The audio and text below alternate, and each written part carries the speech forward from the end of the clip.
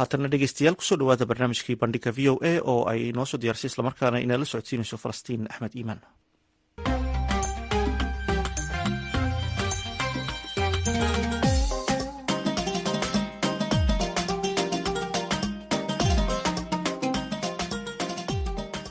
talaadadii ayuu xukuumaddiisa ku dhawaaqay ra-iisul wasaare xamse cabdi barre. waxaa ka mid ahaa mukhtaar roobow cali oo loo yaqaano abu mansuur. mukhtaar waxa uu mar ahaa ninka labaad ee ugu sarreeya ururka al-shabaab, inkastoo markii dambe uu ka baxay dagaalna ay wada galeen. abu mansuur ayaa waxaa la sheegaa inqilaafkii dhex maray isaga iyo hogaankii kale ee al-shabaab inuu salka ku hayay qaabkii uu u maareeyay xildhibaano iyo siyaasiyiin kasoo jeeda gobolada baay iyo bakool oo la sheegay inuu u ogolaaday inay si nabada magaalada uga baxaan kadib markii odayaal dhexdhexaadiyeen. mas-uuliyiintii xilligaasi la kulmay mukhtaar roobow ee sida nabada uga soo baxay deegaanadaasi waxaa ka mid ahaa xildhibaan hore ibraahim isaaq yarow, waxaana kala sheekaystay sida ay maalintaasi wax u dhaceen. maalintaas waxay ahayd mar baarlamaankii dowladdii federaalka ku-meelgaarka ahayd uu ka baxayey kaama baxay dhammaantiis laga raray magaalada baydhabo loona raray jabuuti, halkaas oo baarlamaanka markaas la kordhiyey tiradiisii 550 laga dhigayay oo madaxweyne sheekh shariif lasoo dooran doono. marka bixitaankii dib u heshiisiinta ku saabsanaa ee halkaas laga ambabaxay anaga oo gruub kooban ah oo xildhibaano ilaa 7 gaaraya ayaan magaalada baydhabo ku harnay si kooban 2 maalmood camal inaan dib u harno maadaama deegaankayga ay ahayd dardaaran iyo muxuu inaan wax toosino darteed.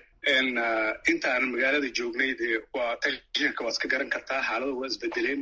ciidamadii meesha joogay oo muxuu ahaa etoobiyaanka ahaa laftooda way baxeen, keligeena meesha kusoo harnay iyo dadkii deegaanka xooga cabsi baa ka abuurantay. qolooyinkii oo muxuu ahaa muqaawamada ahaa oo iskugu jiray muxuu ahaa magacyada kala duwan lahaa waa soo dhawaadeen, magaaladay kusoo dhawaadeen. odayaashii dhaqanka iyo waxgaradkii deegaanka iyo culimmadii waxay garteen in muxuu ahaa aan korkooda wax ka dhicin. anagii bay noo yimaadeen oo xildhibaanada ahaa oo joogay halkaa ku haray. waxay yidhaahdeen bal arrintaasi waxaan rabna maadaama idinku aad ambabaxaysaan inaad isfududaysaan, dhaqso baxdaan oo muxuu ahaa meesha idin fudud aad gaadiidka aad ku bixi kartaan ka heshaan oo tartaan, annagana qoladan kale aan iskala hadalno si aan magaalada waxba iska horimaada iyo muxuu dhibaata aysan uga dhicin. tii bay noo sheegeen waanu ka aqbalnay maadaama awalba aan muxuu ahaa dib u heshiisiintii guud ay ahayd inaan baxno oo doorashadii ka qayb galno oo jabuuti ka dhacisay. marka odayaashii dhanka kalena dabcan way aadeen saan filahayo. waxay muxuu ahaa intaan aanbabaxaynay oon xirxiranaynay oon soconnay ay noo keeneen, ay noola yimaadeen muxuu ahaa sheekh mukhtaar roobow iyagoo odayaashii dhaqanka ay la socdaan ayuu noo yimid. galab gaaban bay ahayd, waktigana aad buu u yaraa. ma ciidanuu watay mise wuxuu idin yimid isagoo caadi ah oo keligiis odayaasha la socda? may ciidanna ma wadan oo waxaa la socday odayaasha dhaqanka ee deegaanka oo muxuu ahaa isagii anaguba ehel noo ah baa la socday. marka horena anaga inoo yimaadeen, isagana intay dabcan meelaha ay ku ballansadeen bay u tageen. marka waxay garteen in muxuu ahaa ay horey usu soo raacaan isagii oon hub ciidan wadan oo hub wadan oo gaari baraadaha ku socdo keligiisaas bay noo keeneen. muxuu ahaa waan istaag baan isku aragnay. adinkana waa hubaysnaydeen? anaga waaba shiraacnay oo ama baxdaan ahayn. ciidanna waa wadatiin? anaga ciidan badan, ciidan fiican oo nagu filan oo magaalada markaas amnigeeda xataa ku filan haddii loogu talagalo in la difaaco ku filan baana la socday. isagana waa ciidana maba wadan markaas iyada ah oo aan ka ahayn wax ilaaladiisa oo 3 iyo 4 wiil aan ka badnayn oo gaariga baraadada la saaro. laakiin odayaasha dhaqanka buu isku soo aaminay, iyagaas ayuu muxuu ahaa yaa hor socday. iyagaa noo keenay waxay yidhaahdeen waxaan rabnaa in wax dagaala aysan idin dhex marin, ninkaana annaga la hadlayno la xaalayno iyo waxaa la socdo, idinkana annaga idinla xaalayno oo idin amba bixinayno, nabada in magaalada lagu baneeyo. marka strii baan qaadanay, annagu waa ka tagnay. marka waa ismacsalaamay. wixii dhacdadaasi ka dambeeyey waxaa soo xoogaystay khilaafkii u dhexeeyey hogaanka al-shabaab iyo roobow, waxaana al-shabaab ay u arkayeen roobow in tolkiisa uu ka sarraysiiyey qadiyadoodii.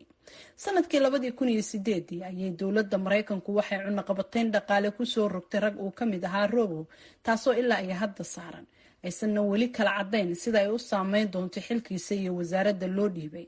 sidoo kale waxaa madaxiisa la duldhigay lacag $5 milyan oo dollarka Mareykanka ah, inkastoo markii dambe sanadkii 2017 bishii Juun laga qaaday $5 milyan. waxaa 2 bilood kadib xilligaasi uu isku soo dhiibay ciidamada dowladda.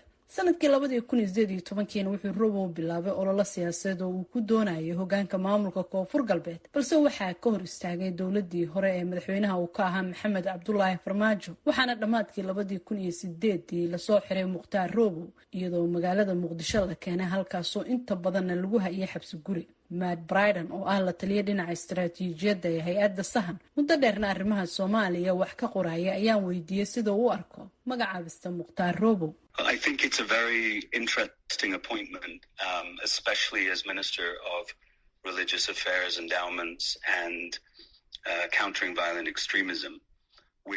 waxaan filayaa in ay tahay magacaabis aad u xiiso badan, gaar ahaan wasiirka arrimaha diinta, awqaafta iyo la dagaalanka xagjirnimada, taasoo runtii ka dhigaysa inuu safka hore kaga jiro la dagaalanka al-shabaab, gaar ahaanna dhinaca fikirka.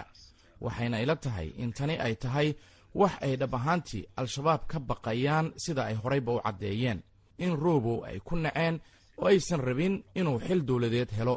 waxa ay hayaan fariin ka dhanah dacaayadahoodii hore, waxayna si cad uga baqayaan in mansabkiisu uu ku dhaliyo taliyayaasha kale ee sarsare ee al-shabaab inay u goostaan dowladda. runtiina waa shakhsi aad u soo jiidasho badan oo ixtiraam leh. marka waxay ila tahay intaasi ay tahay wax suuragal ah, ayna malaha tahay sababta jagadaasi loogu magacaabay. He is indeed a very charismatic and respected figure.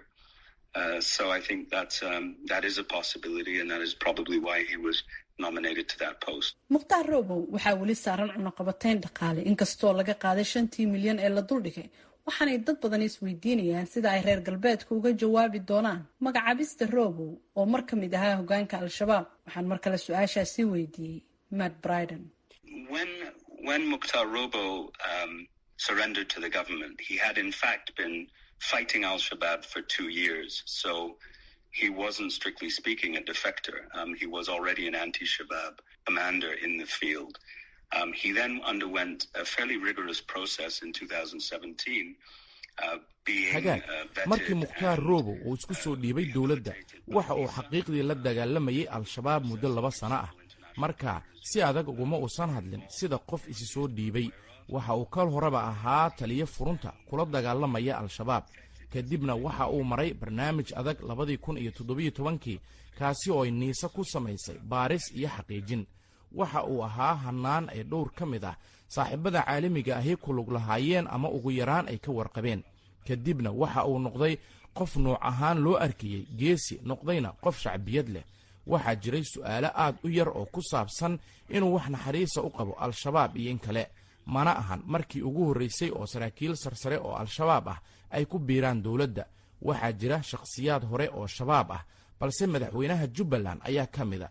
waxaan ku aragnay shakhsiyaad shabaab ka tirsanaan jiray oo niisa, booliiska iyo militariga ka tirsan, kuwaasi oo qaarkood si aad ah oo adag ay u shaqeeyeen. marka uma malaynayo in tani ay tahay mid aan caadi ahayn. waxaa dhici karta inay tahay magacaabistii ugu sarraysay ee nin hore uga tirsanaa al-shabaab oo ilaa maanta la sameeyo. dabcanna madaxweynaha Koonfur Galbeed lafta gareen ma jeclaanayo magacaabistan. Well, the president of Jubaland is one of them. We have senior Shabaab figures in NISA, the police force and the military, some of which have served with distinction. So I don't think this is particularly unusual. It just happens to be the highest profile appointment of a former Shabaab member to date. muddadii uu xirnaa Mukhtaar Robow waxaa la sheegay inaan wax maxkamada la soo taagin, isla markaana aysan jirin wax eeda ama dacwooyina oo loo haystay. dowladda cusubna marka laga soo tagay inay wasiir ka dhigtay lama sababaynin wixii uu sanadahaasi u xirnaa. Jenaraal Cabdiraxmaan Maxamed Tuuriyar, taliyihii hore ee hay-adda sirdoonka qaranka, ayaa sheegay in magacaabista Robow lagu qiimeyn doono waxqabadkiisa. Mukhtaar Robow waa horta muwaadin Soomaaliyeed oo xaq u leh in xil loo magacaabo. waxa xiisaha leh waxa weeye ururka oo ka tirsanaa iyo backgroundkiisa ayaa dadku su'aalo badan ka keenayaan, iyo wadciga hadda ku jiray oo ah inuu si dadban u xirnaa. waxaan isleeyahay magacaabidda mukhtaar robow aadna uma xuma aadna uma wanaagsana waxay ku xiran tahay waxa uu la yimaado siduu u dhaqmo waxa laga rajaynayo intaasoo culumaa waa joogto sida ka cilmi badan kana sumcad badan waxa loo magacaabo dagaal lagu jiro ama wax ka geysa kalaa waay marka wuxuu la yimaado iyo tacticada uu la yimaado iyo shaqada uu la yimaado ayaa amba aad u xumay doonta amba aad u wanaajin doonta laakiin hadda aadna uma xuma aadna uma wanaagsan dhinaca al-shabaabna afhayeenka guud ee kooxdaasi sheekh cali maxamuud sheekh cali dheere ayaa fariin uu soo diray oo lagu baahiyey baraha warbaahinta ee al-shabaab waxa uu ku sheegay in mukhtaar robow weligoodba ay ku kala duwanaayeen arrimaha caqiidada marka laga soo tago saameynta magacaabista robow ee al-shabaab ee beri uu ka tirsanaa ay ku yeelan karto dhinaca kale waxaa jira in maamulka hadda ka taliyo koonfur galbeed aysan isku wanaagsanayn ayna u arki karaan halis siyaasadeed oo maamulka soo food saartay Matt Bryden ayaa qaba intaasi ay tahay mid aan ku cusbayn siyaasadda Soomaalida. I don't expect his decision be welcomed by the Southwest State leadership because Robo was a candidate for the presidency in 2018 and clearly stood against anigu ma filayo in go'aankiisa uu soo dhaweyn doono hoggaanka dowlad goboleedka koonfur galbeed waayo Robow waxa uu ahaa musharax u taagan xilka madaxweynaha maamulkaasi 2018 si cadna uga soo horjeeday madaxweynaha xilka haya marka waxa loo arkaa nin siyaasad ahaan ka soo horjeeda laakiin tani waa mid wax caadi ah ka ah siyaasadda Soomaaliya ee ah inay jirto xurguf u dhaxaysa madaxda maamul goboleedyada xubnaha ka ah federaalka iyo xubnaha wakiilada ee maamul goboleedkaasi ka soo jeeda kuna matala heer federaal ayna ku loolamaan cidda ku sarraysa siyaasadda ama saamaynta badan marka ma ahan markii ugu horreysay mana ahan gobolka keliya ee wajahaya jahawareer noocan oo kale ah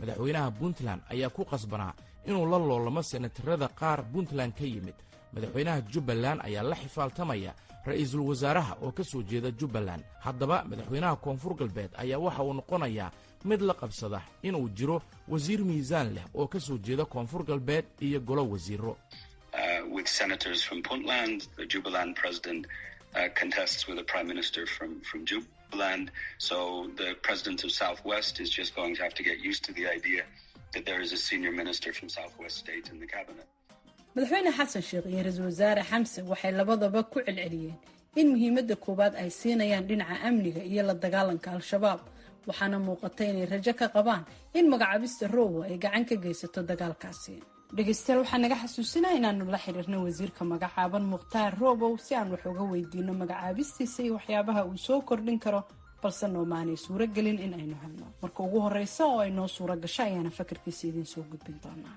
dhegeystayaal dhinaca koonfur galbeed oo aynu la xiriirnay iyana waa ay ka gaabsadeen inay ka hadlaan mowqifkooda ku aadan magacaabista mukhtaar Robow intaasi ayaan kusoo gabagabeynaynaa dhegeystayaal barnaamijkii bandhiga VOA intaan mar kale kulmi doonana nabadgelyo